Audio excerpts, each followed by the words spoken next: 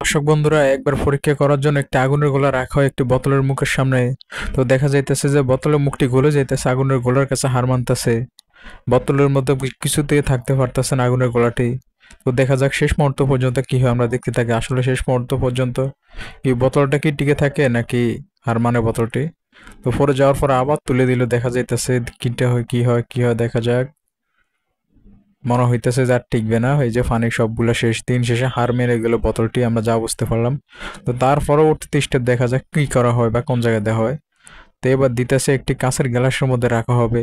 তো দেখা যাক যে কাঁচের গ্লাসটাও কি গলে যায় নাকি শক্ত আরো মজবুত ভাবে দাঁড়িয়ে থাকে, কাঁচের গ্লাসটি ফাঁস হয়। দর্শক বন্ধুরা, দেখতে থাকুন ভিডিওটি। তো আমার যা মনে হইতেছে যে দিন শেষে মনে হইতেছে কাঁচের বোতলটি কিছুই হবে না, এই আগুনের গোলাটি হার মানতে হয় কাঁচের গ্লাসটির কাছে।